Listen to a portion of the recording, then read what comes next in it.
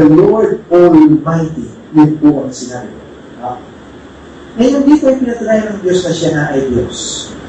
Sa aklat ng 41, orang ng Isaías, Kapitulo 41, talata 22 at 23. Makikita niyo po ito kung paano pinakita ng Diyos ang standard.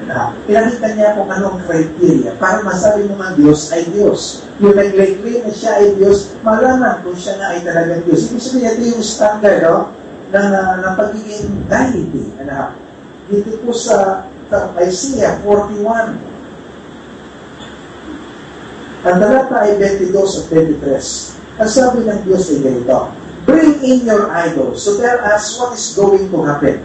Tell us what the former things were, so that we may consider them and know their final outcome. Or declare to us the things to come. Tell us what the future holds, so we may know that you are gods.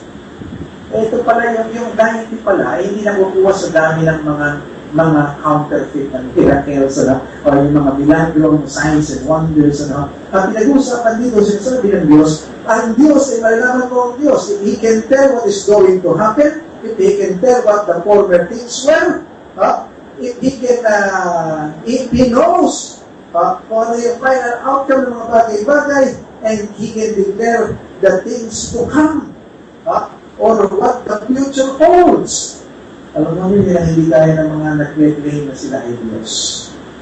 Noong araw, sinasabi nila, kasi siya ay Diyos kasi nakakuha siya ng milagro. Ang mga propeta na nakakuha rin ng milagro. Tungkol kay Jesus, sabi na, si Jesus ay Diyos kasi He was able to walk on the water. Si Pedro rin, nakalakad si Babor din. Hindi, siya ay Diyos kasi He fed 5,000 people. Sa panahon din, kinain siya na gumaling yung feeding na yan ng daang ng tao. Hindi sabihin yung mga ganyang milagro ay hindi yan ang senyales ng pagiging Diyos. Ang Diyos na mismo nagsabi dito. Kapag kaya niyang sabihin ko ano nangyari nung nakaraan, mangyayari sa hinaharap, at kung ano, kalagayan ng bukas, yun ang tunay na Diyos. Wala naman makapagsabi kung sino at kung paano nalika ang lahat ng bagay, maliban ng nireveal ng Diyos. Kung paano ibinikta niya ang lahat ng bagay at ang lahat ay nangyari, kung paano sabi ka rin, maging nakaragatan, hindi na hinuhold sa isang lugar, kaya nilagay niya ng boundary, hindi ka lalampas dito, hindi ka lalampas doon, ang horizon ay niyayos ng Diyos, ang lahat ay nilagay niya, ang mundo nilagay niya mula sa wala. Ibig sabihin, ang Diyos ang nagsabi ng mga bagay-bagay kung paano itinayo niya ang foundation ng mundo, na ang mga heri nagsigawan ko, makita niyo sa aklat ng buhok, ang Diyos na nakapagsabi niyan. Sino magpagsabi ko, ano nangyari noon? Walang makapagpatunay na siya ay Diyos maliban sa Diyos. Sa chapter 48,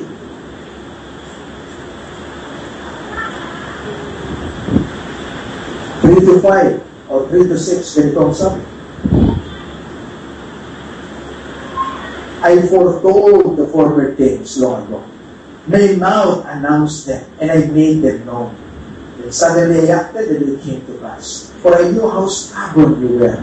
The sinews of your neck were iron. Your forehead was bronze. Therefore, I told you these things long ago. Before they happened, I announced them to you, so that you could not say my idols with them. My wooden image and metal God forget them. You have heard all these things. Look at them all. You will not admit them sa inyo.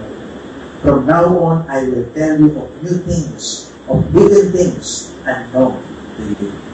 Dito ay pinatunayan ng Diyos na siya ay tunay na Diyos.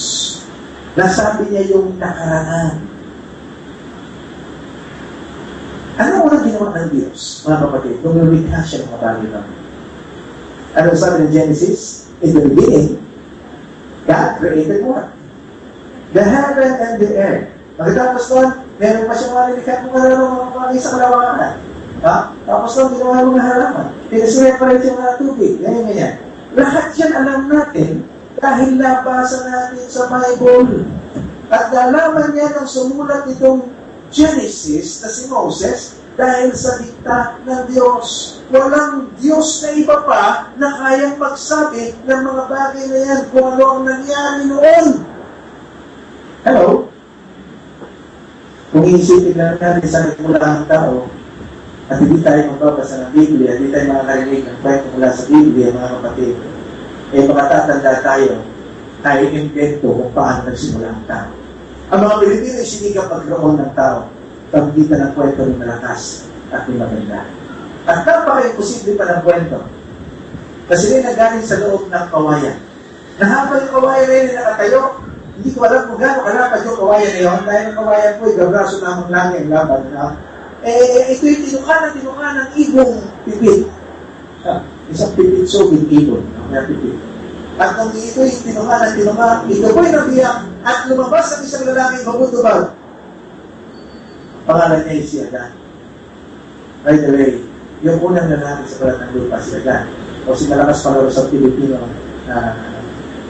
version na uncircumcised pala si Adan. Kaya ngayon hindi naman pa-circumcised. Hindi tayo adamit ka. Hindi yun ang ating sinusundan kundi yung kay Abraham na. Si Abraham ang may promise. Kaya siya sinusundan. Balikan natin. Ang Pilipino lamang mag-iisip kung paano nanggaling ang tao, saan nanggaling ang tao. Magkakaloko-loko, hindi ka pa rin pinawala yun. Ang galing sa kawayan ng tao. Lumabas si Adan, si Eva, kaya ang pangalan mo, ako si Malakas. Sino nag-portray niya? Malakas, tapos si Dolphy. Tapos ako naman si Maganda. Sino nga yung Maganda ro? Si Lobisky yata. So, yung Maganda si Malakas. Ang hirap intindihin ng ganyan kwento. Si Darwin, na napagkamalan si Brother Darius, ay nagkaroon ng teorya na ang tao ay nanggaling sa unggoy. At kung susundan mo naman, trace mo naman po ako sa unggoy, sundan mo man siya maghapon, hanggang sa siya tumanda, wala kang makikita senyales na itong unggoy na ito ay magiging tao. Ni walang missing link. Wala kang makikita taong unggoy na kalahati ay tao na, kasi simula na maging tao, walang gano'n eh. Dahil ayon sa teorya ito, paganda ng paganda. Ang sitwasyon, mula sa isang bagay lang na maliit, ang atom, ang lumalagay, at kung ano, hanggang sa naging unggoy, nakita ko, dapat gumanda pa. Tingnan nyo nga sa sarili nyo kung mas gumanda pa kayo. Baka nung araw, parang mas magaganda na artista ng araw. Parang ang hirap pantayan yung ganda ni Marilyn Monroe, yung nakatay, si Taylor, si Elizabeth Taylor, patay na abuhay na. Buhay ba? Ano ba na? Yes, died this year. Ay, kinalulungkot ko sa puso ni Sister Yet, buhay pa yung mga. Pero si Elizabeth Taylor, na napakaganda, kahit sa ang angulo mo tingnan, ang ganda-ganda. Ang hirap palitan. Sino yung papalit mo? Si Christine Hermosa? Si Marlene Rivera? Yan, mga cross ng tatay yan. Isa kami cross ng tatay. Nagana niyo sa sino pinapala natin si Christine Hermosa. Yung hindi kasi parang Christine Hermosa, sino yung pinapaganda? Si Marlene. Ano ba ito? Ano ba yun, ha? Asa na ako? Ano showbiz na kasi? Ibig sabihin, dapat gumaganda pa tayo na gumaganda. Kayo, tignan nyo yung itsura natin yun. Kahit sa kagulong tignan ang gulo-gulo. Hindi na tayo gumanda ng gumanda. Kung itsura yun yung gawin, yung itsura yun, hindi rin lumubra. Pero kung titignan mo ngayon, ang sabi ng Biblia, halimbawa ang mga bunga, the bunga siya, after its kind, after its own kind. Kapag kakamatis sa mga nagkamatis, ganun din ang tao, nagkalang ng tao. Pinapakita kung paano po ang lahat ng bagay. At naging maganda. Kung talagang titignan mo, maintindihan mo na napakaganda. Buwaro ang isip ng tao saan ka naroon ng mundo. Akala ng iba, meron isang atlas na may bungat ng mundo. Hanggang sa sinabi ng wala ng kasulatan sa propesya, nakahang sa wala. Hanggang sa, nung araw din, akala nila na ang mundo ay hindi bilog, flat. Kaya sila Columbus nung araw, kapag bumabiyahe na tatako sila sa dulo ng dagat ngayon.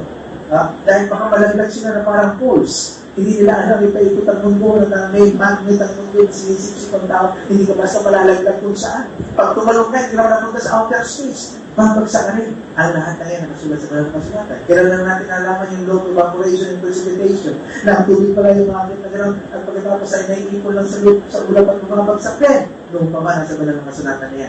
Ang dunong ng Diyos ay kayo nalaman. Pero nalaman natin ang lahat na yan, kasi sinabi ng Diyos, pinahayag niya. Hello? At ngayon, ang siyensya ay lahat nagpapatunay na tama na ang Diyos. Ang Biblia nagsasabi na ang hell ay nasa gitna ng sanlibutan. Ilang Russian ng pananaw, nagkaroon ng balita ng araw na may mga Russian na nagubay na pagkakaling-laling sa lupa. At alam mo niyo, ilang kilometro lang sila sa lalim ng lupa, hanggang sa may naririnig sila mga iyakan sa ilalim. Nakatakot ang mga Russian nito. At sinimulan na maniwala sa Diyos sapagkat nalaman nila ni Tuhan ng Santa.